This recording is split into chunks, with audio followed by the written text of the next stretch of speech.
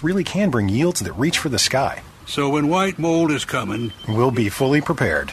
Visit syngentaus.com/latest to learn more.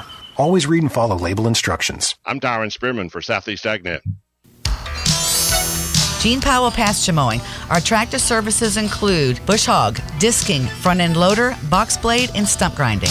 We also have zero-turn mowers for the smaller paddocks, aisleways, fence rows, and lawn care. Fence row spraying is also available for weed control. We are licensed and insured. Gene Powell Pasture Mowing, 352-629-2440, or online at powellgene, Gene, at yahoo.com. Gene Powell Pasture Mowing.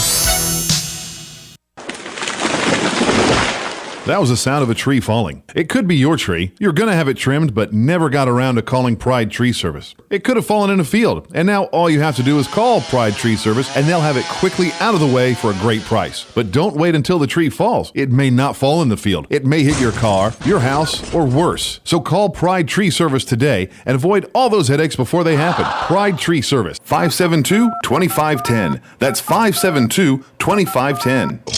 Ocala's information station, 1370 WOCA. Ocala.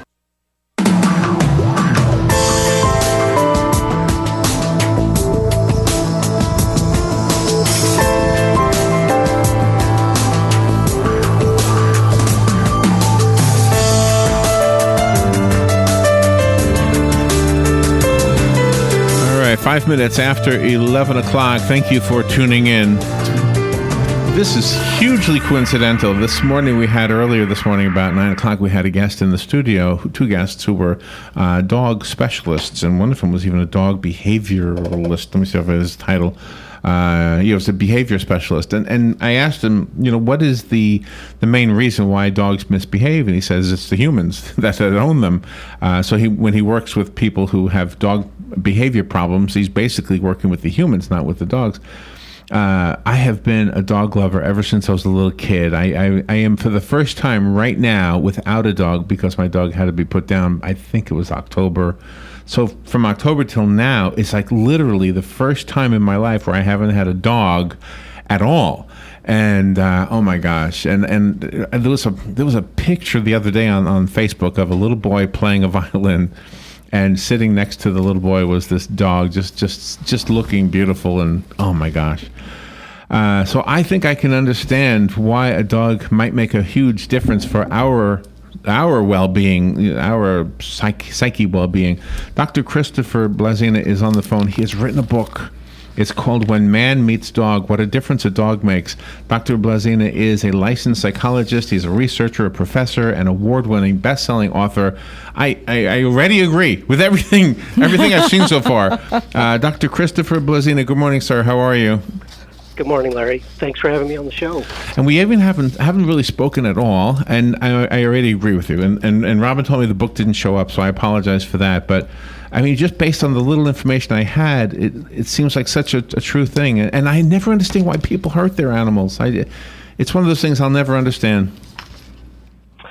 Right. That is a disturbing topic, no doubt. And, the part of the book, I think, really focuses on the idea that dogs, especially in men's lives, can make a huge difference in terms of the way we see the world and ourselves and our relationships. And, sometimes I ask people to just imagine for a minute, if you're a dog person, if you were going to maintain a mutual gaze. That is, you look at your dog and your dog looks at you for about 30 seconds. And in that time, more than likely, you're going to start to feel your blood pressure go down and your heart rate go down. Even at a deeper level, the bonding hormone known as oxytocin begins to increase and stress hormones begin to decrease.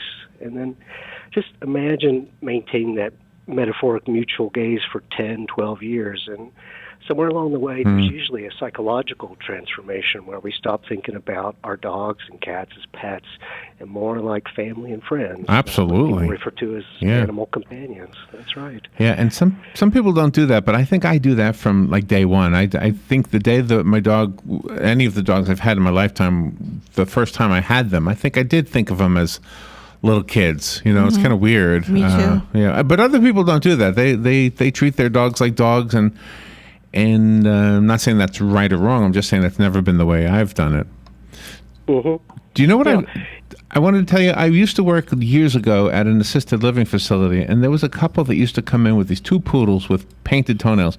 and the residents of the assisted living facility couldn't wait for them. I mean, everybody loved them. In fact, there was a toe guy, too. What do you call a toe doctor? A podiatrist. Yeah. And he would come in with 2 corgis that wore kerchiefs. And again, everybody loved these dogs. Mm-hmm. Yeah, I think there's a part of us that comes alive when we're around our animal companions, a part that may not show up on a regular day-to-day basis after that. And, I think that's especially true for men in a unique sort of way. It's not that I think that men feel more attached or when they lose their dogs grieve more or less than other folks. It's just, that connection has a really unique meaning in men's lives because of some of the things that we're taught to do in terms of being men. And usually that is, we're not very accessible to people, even people that we care about. And some of the research that's coming out connected to this book and another one that just came out last month really talks about how men, especially as we age, we become more accessible and feel more connected to our animal companions. Do you feel because trust is the issue there? Because sometimes women will use men for whatever Sex. reason. You're always using us for sex. And with a bond there, you got that mutual trust and respect. Right. So let me tell you the results from one other study. Not that this is all about research, because the book is really about more of a memoir, more of a personal journey. But we asked men to compare their closest human companion, usually that's their girlfriend or wife, to their closest animal companion, their dog. And the results, about 62% of men said almost always they feel a secure and kind of trusting connection with their dogs. And the most frequent response for the human companions was, well, sometimes I feel that security and trust and sometimes not. And that sometimes status means a lot in the context of men's lives because we're taught to be pretty cautious about letting people see all of who we are. Yeah, right. The fact that you mentioned that this was a memoir has intrigued me. So this is your story.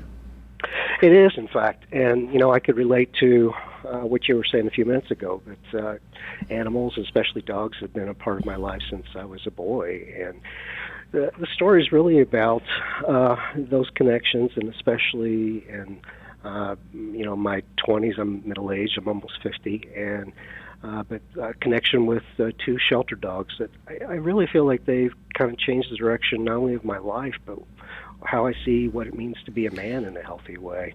Really? So tell me about this. I'm going to be the doctor. Tell me about this. You got to lay down on the couch. Let me ask you. But I mean, are they still with you, the 2 dogs? Well, one I lost about 13 years ago, and that really prompted me to start writing in this book. And quite literally, I've been working on this book for more than 10 years. And it's not that I'm just a slow writer, but it's more like working through the process of you attach at such a deep level, and then how do you face the loss, and then what is life after loss with dogs. And my other dog, Sadie, who's still with me now, she's 16, so in the near future we're probably going to go through another cycle of loss. So I'm very aware of these things, but taken together, they really have changed the direction of my life. And part of the way that I see that is I think they kind of taught me to be a little bit more accessible. I know my wife says that when I'm with my dogs, there's a part of me that comes out that's not always present around other people. So even when I talk about them, there's a part of me that eventually starts to open up and, okay, well, I'll let you see a little bit more of who I am. Did you decide when you went to the shelter to look for a dog, did you feel like you wanted a dog, or were you doing a story about dogs and just fell in love with one there? How did that happen? Right. So my dog Kelsey, we were best friends for about 14 years, I met her when I was in graduate school in terms of going through my training as a psychologist. And she was, a big part of my life from my mid-20s until, 14 years later. And it was one of those kind of love at first sight parts. I can even remember she was like in kennel number 1. I remember all that. And coming back for her to pick her up. And then life just kind of took off from there. And, it's one of those important relationships where it's life lessons get learned along the way. Okay, so if I was to ask people who don't have any psychological background like you do, like if I were to ask this question, is it smart to treat your dog like another human being? Or are you setting yourself up for some kind of really painful moment when they are no longer able to be with us? They die, or they just grow old and die. Either something something happens when they're young sometimes as well. Or is it Right. or is it smarter to treat a dog like I'll never, I'll never understand. Well, did I ask you where you're calling from? Where are you calling from? I live in New Mexico. New Mexico. Okay. Mm-hmm. So is it an urban area you're in? No, we're down in a rural In a part as rural well. area. Well, and the reason I'm asking that is because I grew up in an urban area, and so did Robin. And a lot of times in an urban area, you never think of animals as something that you're raising for food. Okay. And so I can never, even though I'm not a vegetarian and I'll have no problem going to McDonald's later on, but I can't imagine raising a cow, giving it a name, and then having it in my freezer. I can't imagine that. So I will humanize everything I have. It doesn't matter. I mean, if it's alive, except for the roaches in my bathroom. But I will humanize everything. And I wonder, as a psychologist, is that a smart thing to do or a dumb thing to do? Or does it depend? I've actually thought about that for quite some time. And, where I land on that is whatever kind of relationship we're talking about, whether it's with our animal companions or human companions, it's important to understand kind of their perspective on things. And some of the things that we generalize onto dogs, there's recent research that talks about, do dogs actually like to be hugged? And some of that research suggests no, it kind of causes them stress. I saw that in an article, yeah. I saw that online. Yeah. It bothered me because my dog used to love hugs. I thought. Yeah, and that may not be the entire story there, and certainly some dogs vary, but the part of that is just kind of understanding, what works, the context of dogs.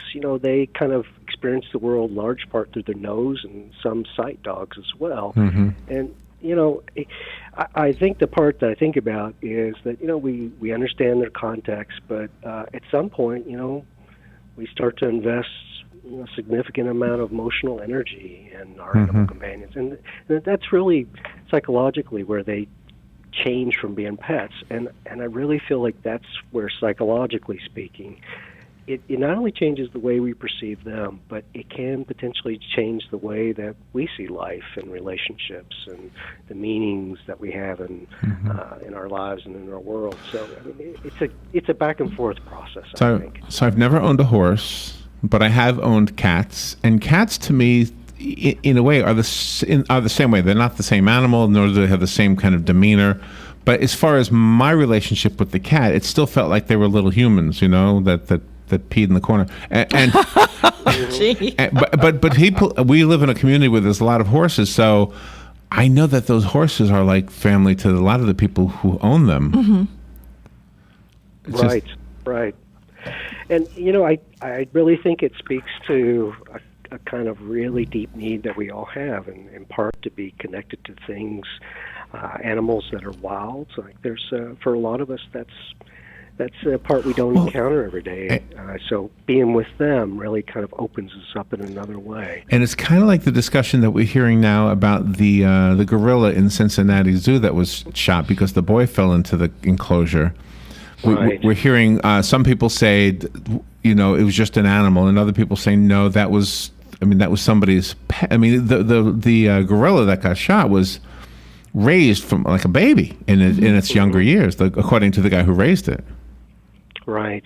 Yeah, that's a controversial one for sure, and I think it opens up the dialogue in terms of how human animals and non-human animals kind of fit together, and how we're going to be together, and hopefully that'll end up being kind of a respectful way that we're going to be together. But a lot of the book really talks about why we attach, and especially again, like in the context of men's lives, there aren't always a significant number of attachments, especially research suggests as men get older and middle age and beyond. So when you're talking about your most inner circle, usually it's your significant other, and for some men, it's their animal companion. And it really kind of sets a frame for how important that connection is and the different roles they play in our life. Is it better for, if the man wants to get a dog, for him to get a dog that's maybe older, like 2 or 3 years old, as opposed to having a puppy? Well, I mean, I think that probably varies for folks in terms of the kind of experience they're looking for. I mean, I think there are a lot of shelters that have older dogs that need welcoming homes as well. So, a lot of this is, it depends what kind of experience you're looking for. And, one of the common things that gets asked, too, would be that in the context of losing your animal companion, do you get another one, or do you wait, or for how long? And, those are all really important questions. I know, part of my self-reflection, and again, why it took so long to write this book, was I really didn't realize over the context of even 14 years that my first dog, Kelsey, had played so many different roles in my life. She was like my best friend and confidant, and when things got stressful, we went for a walk, and so on and so on and so on. And part of the thing that I discovered, not only in my own life, but through some of the research that my colleagues and I have done, is that really our animal companions, they psychologically multitask on our behalf. Like, they assume so many important psychological roles, and we're not always really aware of them at the time, and they can change over time. And so, some of it is, you get a puppy, and the cuteness of having a puppy gives away to, they're part of what makes you feel secure at home or safe at home, and then all those psychological roles too. So for me, I know part of the more personal journey was to really understand those different roles that Kelsey and now Sadie have played in my life, and that leads to the last part of the book, which is really about how do people face the loss of a connection for, 85%, this is what the research suggests, 85% of people in North America think about their dogs and cats as family members. Yeah, I know I always did. When people say you shouldn't do that, I always think, well, you can tell me I shouldn't, but I'm always going to do it. It's going to be one of the things that I don't know that I could change that about myself. Let me take a phone call before we take the break, and then we can come back and discuss some more things. I want to be sure we're fair to the book, because I think we're asking you a lot about your profession and not as much about the book, so I want to be sure to be fair to the book. Let me take a phone call first. Good morning, you're on the air. Thank you for calling and for waiting, by the way. Yeah, good morning. Yes, I'm more of a kitty person than a dog person, but the principle is the same. A kitty is a lot more independent than a dog, and a kitty will let you know when it wants to be petted, and a kitty will tell you that he's going to hop up on your lap, and a kitty will tell you, they communicate. They have different vocalizations. They have, and you just have to let them become part of your family. Yeah, I agree. I agree.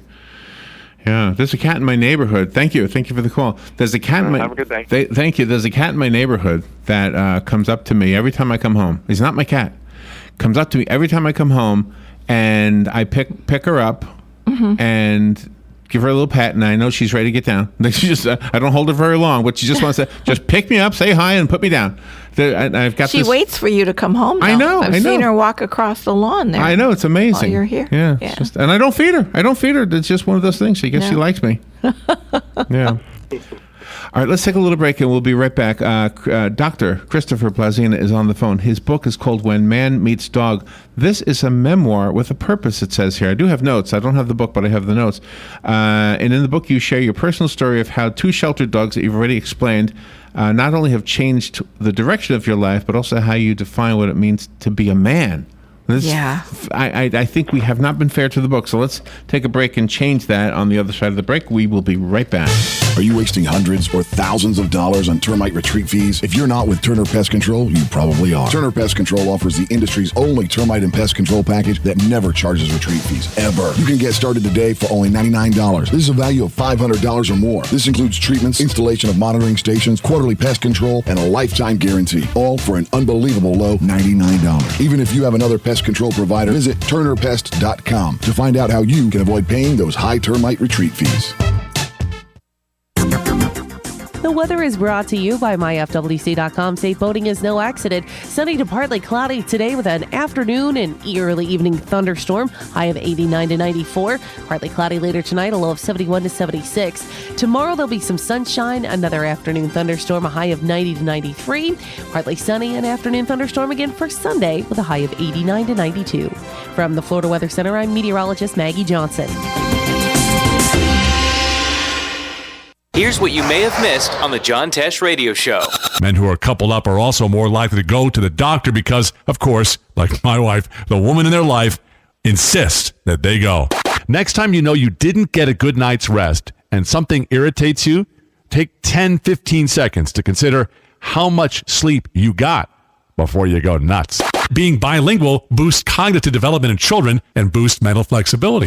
Intelligence for your life on the John Tesh Radio Show. Don't miss this stuff. Don't get caught without your daily source of senior deals. Pick up your copy of the Senior Voice newspaper. It's your source for schedule and events tailored to seniors, with information you need, like a list of free events in the area. We even have Tom's Picks, a free referral for people who are looking for a company to do work for them. Tom's Picks will refer the company to you that fits your needs. And all we ask in return is that you tell them where you heard about them. For more information, call Tom's Picks, 352-804-1223. And pick up your copy of the Senior's Voice at most any business up and down the 200 corridor. Now read Ocala Downtown Newspaper online. Here she is, folks.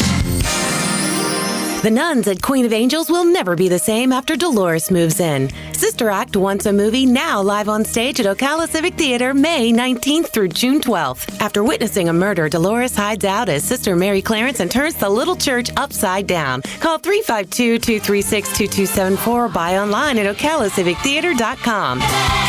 It would be a sin to miss it.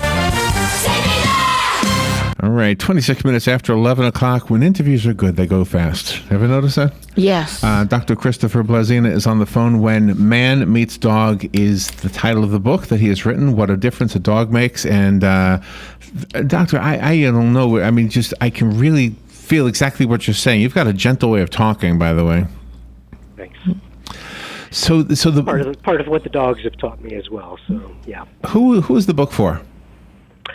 You know, my area of specialty is actually psychology of men. So in my practice as a psychologist, I work with a lot of men. And that's another part of what feeds into the book is that men have told me stories about their connection with their dogs.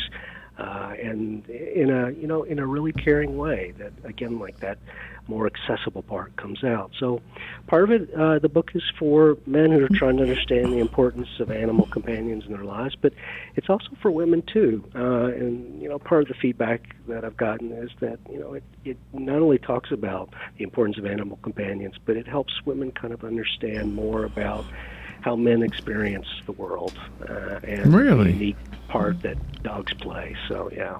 Really? I always think men are like dogs and women are like cats.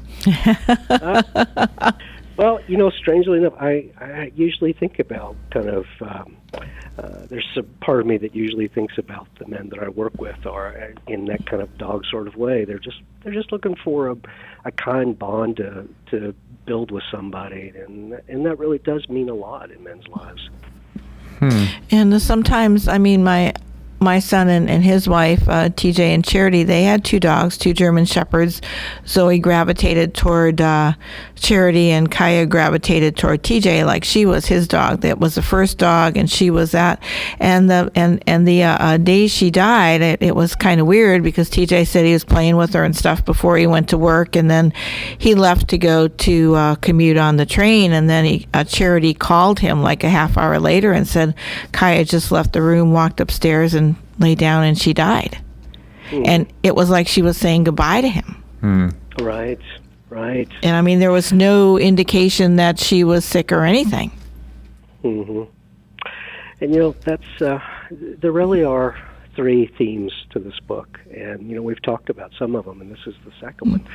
The first one is about how we attach and how important that is, literally, for everybody. This is the thing where it's so strange that so much of more contemporary psychology thinks about the idea that we are hardwired to make and sustain emotional attachments and bonds throughout our lifespan. And that even applies to men. That's the thing that people are like, what do you mean? Men need some kind of connection? Yeah, really. So, and it really is. And I think, some men, including my own experiences, you got to figure out where that attachment actually does figure in. But so the second theme is the part that you just mentioned, Robin. Like, how do we face loss? And I read a number of the books that are out there, and about people's personal journeys, and a lot of those stories really end with a sense of sadness. I mean, it's cathartic for people who read it, and I remember when I was actually writing this book, I told my barber about the book, and he's kind of like a like-minded dog person, and he said, "Sounds really interesting, but I'll never read it." And I was like, "How come?" He's like, "Well, those books always end the same way. The dog always dies." Makes him sad. Yeah. Yeah. And I didn't want to write a book that, of course I want to talk about the part that's sad. It has to be there. But the book is really about a sense of hope, because the last theme of the book is really about what we do after we lose these guys who are so important to us. And the fancy psychological phrase is that we try to build a continuing bond. It's a bond that we realize that they're gone in one way, and in another way they become a permanent part of our lives and who we are, and they continue to influence things long after they're gone. Yeah. It's so sad. Well, yeah. Hope. I love hope. Yeah. Well, they always say, you should find somebody else after you're divorced. Like this is what happened to me. Oh, you should find somebody else. I said, what do you think? It's like a dog? Yeah. But I think it's harder to get another dog. I think it's hard. You say, I think so. I don't want another dog. Not yet.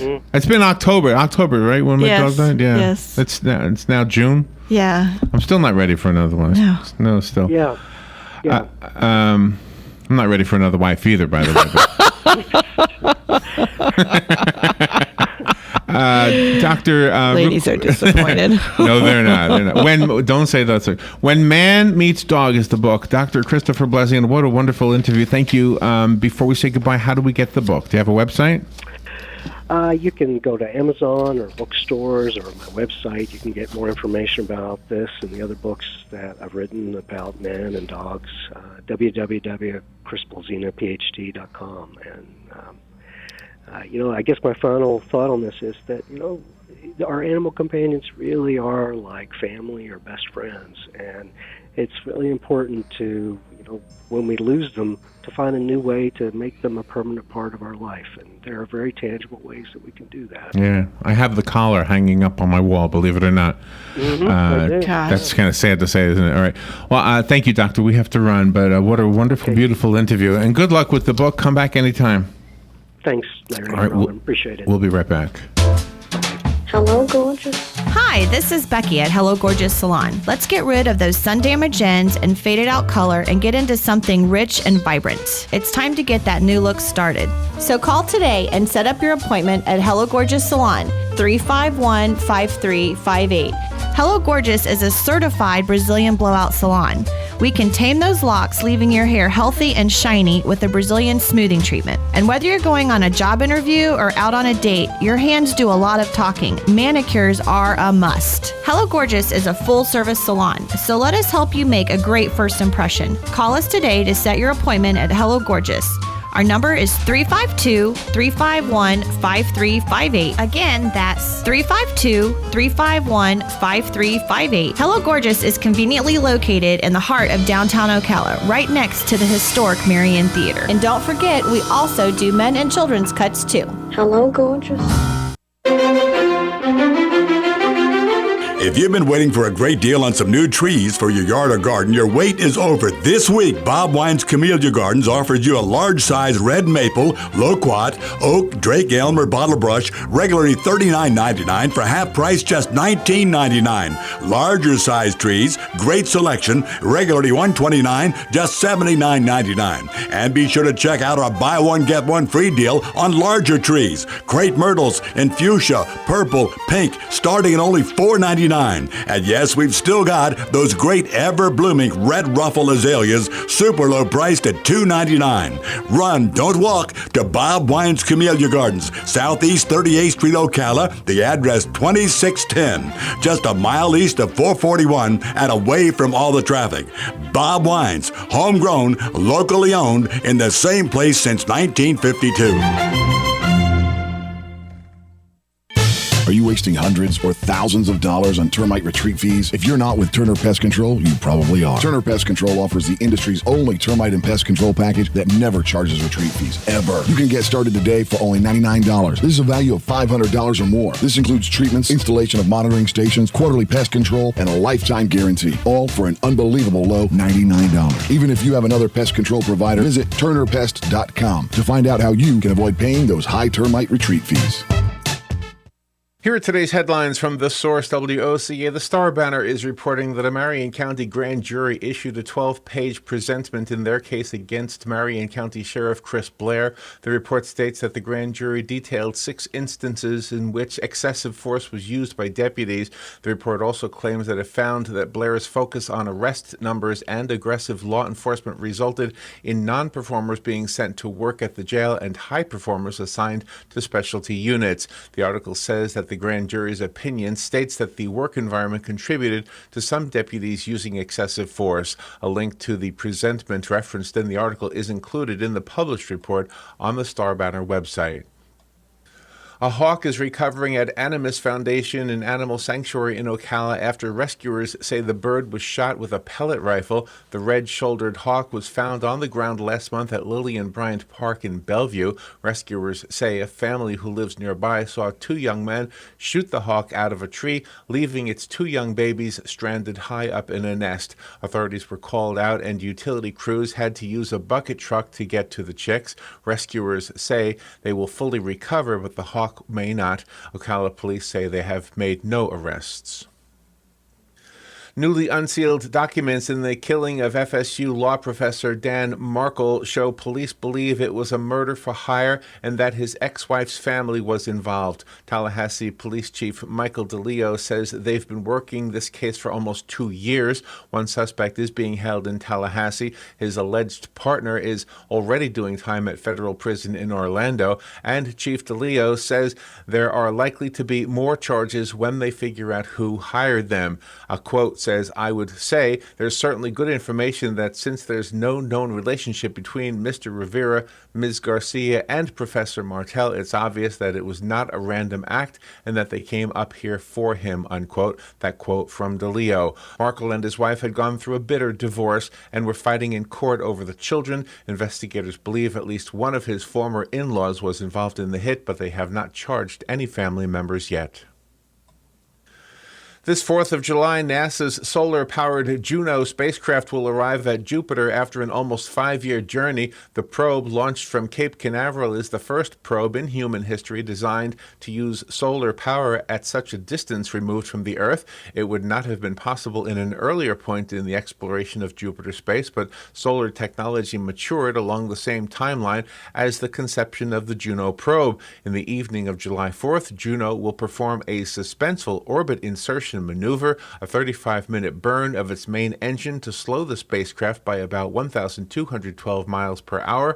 Once in Jupiter's orbit, the spacecraft will circle the vast planet 37 times during 20 months. During that time, it will also skim to within 3,100 miles above the cloud tops. That will be the closest approach yet to Jupiter, and one that scientists hope results in some amazing photography. The Atlantic hurricane season is underway with 2 named storms already in the books, but 1 in 3 residents in Florida do not make advanced preparations, according to a recent AAA Consumer Pulse survey. If a named storm caused evacuation warnings, nearly 1/5 of residents told AAA they would not leave their homes. More than half say they would only leave for a Category 3 hurricane or greater. But there's much more to hurricanes than wind and rain. Flooding is one of the major concerns, and floods are the #1 disaster in the United States, according to authorities. However, nearly 3/4 of residents in Florida do not have flood insurance. And those are the headlines from The Source, WOCA 96.3 FM and 1370 AM. The weather is brought to you by myfwc.com. Safe boating is no accident. Sunny to partly cloudy today with an afternoon and early evening thunderstorm. High of 89 to 94. Partly cloudy later tonight, a low of 71 to 76. Tomorrow there'll be some sunshine, another afternoon thunderstorm, a high of 90 to 93. Partly sunny, an afternoon thunderstorm again for Sunday with a high of 89 to 92. From the Florida Weather Center, I'm meteorologist Maggie Johnson. WWWOCA,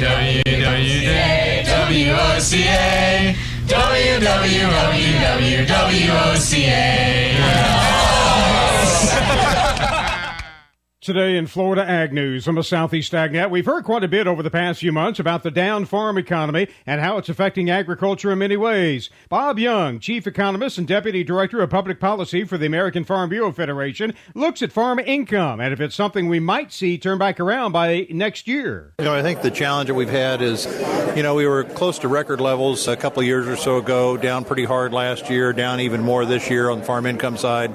And you'd like to think that at some point in time we're going to be able to talk about situation turning around and seeing prices move back up. Does it happen in 2017? We hope so. I don't think it's going to happen in 2016. Now, if there is a bright spot this year, Young says it's been in lower input costs. Fertilizer costs in particular are lower than they were last year. Fuel costs are down as well. So some of the input side, I think, is going to be a little bit more manageable than it's been maybe some years past. Market prices, maybe not quite the same story. I do think short term, though, that we are going to talk about other input costs being a little bit lower than they would have been otherwise, and let's take advantage of that. When white mold is coming, you can feel it, like a bad omen. Anyone who grows peanuts knows white mold can take a farm by storm. And there's only so much you can do about it. Actually, no. Excuse me? Well, you see, now there's Elatus, the fungicide with 2 powerful active ingredients that control white mold. I'm not buying you. If you want higher yields, you will. Because along with white mold, Elatus controls several other diseases, which means healthier plants and higher yield potential. You don't say. I do. In fact, trials have shown it can produce up to 800 more pounds of peanuts per acre than competitors. You talk like you're full of tall tales. More like scientific research. With such long-lasting control, Elatus really can bring yields that reach for the sky. So when white mold is coming, we'll be fully prepared. Visit syngentaus.com/Elatus to learn more. Always read and follow label instructions. Randall Wiseman, Southeast AgNet. Locally owned and operated since 1957. We are The Source, 96.3 FM, 1370 AM. Ocala's information station, 1370 WOCA. Ocala.